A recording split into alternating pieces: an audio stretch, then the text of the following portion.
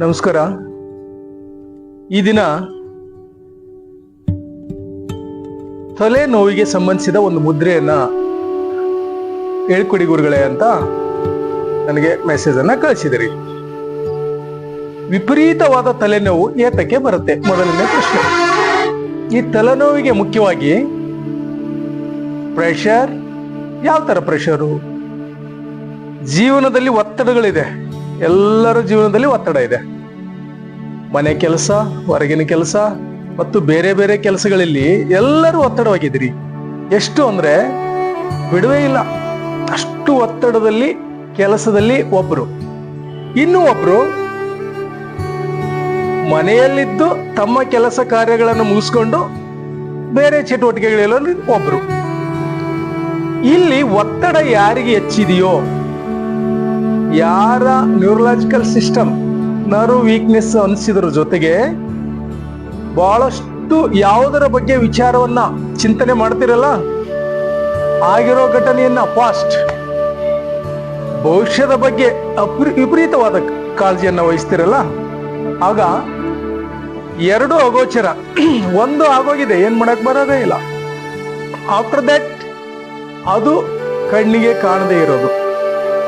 ಈ ಕ್ಷಣದಲ್ಲಿರೋದನ್ನ ಎಲ್ಲರೂ ಯಾರು ಮರ್ತಿದಿರಲ್ಲ, ಅವರು ಮಾತ್ರ ತಲೆನೋವು, ಒಪ್ಪರಿ ತಲೆನೋವು, ಮೈಗ್ರೇನ್ ಅಂತಿರಲ್ಲ, ಆ ತರವಾದಂತ ಮೆದುಳಿಗೆ ಸಂಬಂಧಿಸಿದ್ದ, ನರಮಂಡಲಕ್ಕೆ ಸಂಬಂಧಿಸಿದ್ದ ಕಾಯಿಲೆಗಳನ್ನು ಹೊಂದಿರ್ತೀರಿ.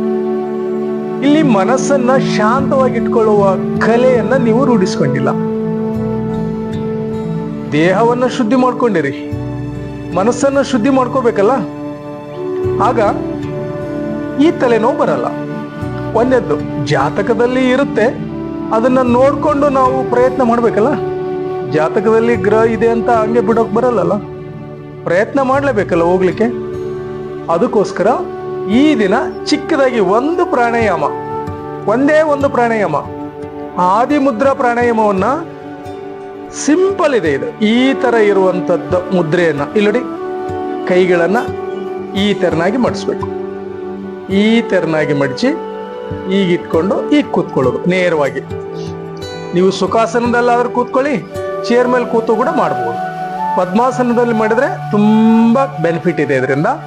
ಈ ಆದಿಮುದ್ರಾ ಪ್ರಾಣಾಯಾಮವನ್ನ 4 ಸೈಕಲ್ಸ್, ಅದರಲ್ಲಿ ಪೂರಕ, ಕುಂಭಕ, ರೇಚಕ, ಶೂನ್ಯಕ 4 ಸ್ಟೆಪ್ ಅಲ್ಲಿ ಇರುತ್ತೆ. ಅದು ಅಂದ್ರೆ ಪೂರ್ತಿಯಾಗಿ ಉಸಿರನ್ನು ತೆಗೆದುಕೊಳ್ಳೋದು, ತಡೆ ಹಿಡಿಯೋದು, ತಡೆ ಹಿಡಿದ ನಂತರ ನಿಧಾನವಾಗಿ ಉಸಿರನ್ನು ಹೊರ ಹಾಕೋದು, ಹೊರ ಹಾಕಿದ ನಂತರ ಶೂನ್ಯಕದಲ್ಲಿರೋದು.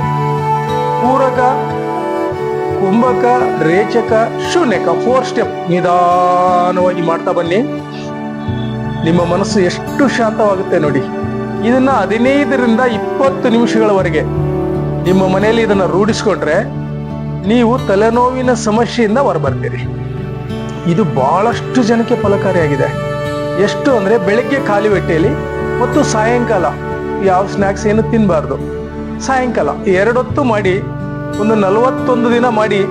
ನಿಮಗೆ ತಲೆನೋವು ಇದ್ರೆ ನನ್ನ ಕೇಳಿ. ಈ ಪ್ರೊಸೆಸ್ ಮಾಡ್ತಾ ಇದ್ದಾಗ, ಪ್ರಾಣಾಯಾಮದ ಪ್ರೊಸೆಸ್ನಲ್ಲಿ ಇದ್ದಾಗ, ನೀವು ಯಾವುದರ ಕಡೆ ಹೆಚ್ಚು ಗಮನ ಹರಿಸ್ತಿದ್ರೋ ಮೊದಲು ಚಿಂತೆ, ಅದು ದೂರ ಆಗುತ್ತೆ ಇದರಿಂದ, ಈ ಮುದ್ರೆಯಿಂದ. ಈ ಮುದ್ರೆಯಿಂದ ನರಮಂಡಲ, ಈ ಪ್ರೆಷರ್ ಇದೆಯಲ್ಲ, ಇದೆಲ್ಲ ಒತ್ತಡ ಕಮ್ಮಿ ಆಗುತ್ತೆ. ಅಷ್ಟೊಂದು ಪವರ್ಫುಲ್ ಮಂತ್ರ ಧ್ಯಾನ ಸೂತ್ರದಲ್ಲಿದು.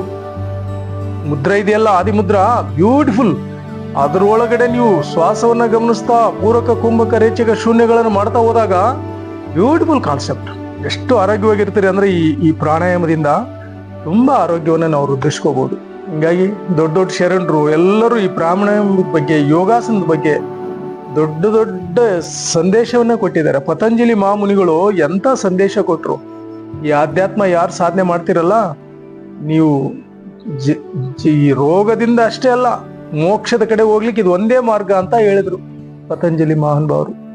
ಇದನ್ನ ರೂಢಿಸ್ಕೊಂಡವ್ರೆಲ್ಲರೂ ಎಂತೆಂತ ಮಾರ್ಗ ಕಾಯಿಲೆಗಳಿಂದ ಬಚಾವಾದ್ರು. ಅಷ್ಟು ಪರಿಪೂರ್ಣವಾದಂತ ಈ ಮುದ್ರೆಗಳು. ಬಹಳಷ್ಟು ಜನ ಇದನ್ನ ರೂಢಿಸ್ಕೊಂಡು ತುಂಬಾ ಅದ್ಭುತವಾದ ಜೀವನವನ್ನು ಮಾಡ್ಕೊಂಡಿದ್ದಾರೆ. ನೀವು ಯಾರ್ಯಾರು ಈ ವೀಕ್ಷಣೆಯನ್ನು ಮಾಡ್ತಾ ಇದ್ದೀರೋ ಎಲ್ಲರೂ ಈ ಆದಿ ಮುದ್ರೆಯನ್ನ ಮಾಡಿಕೊಂಡು ಆರೋಗ್ಯವಾಗಿ ನೆಮ್ಮದಿಯಿಂದ ಇರಿ ಅಂತ ನಾ ಈ ದಿನದ ಸಂಗೀತವನ್ನು ಹೇಳ್ತಾ ಇದ್ದೀನಿ. ನಮಸ್ಕಾರ.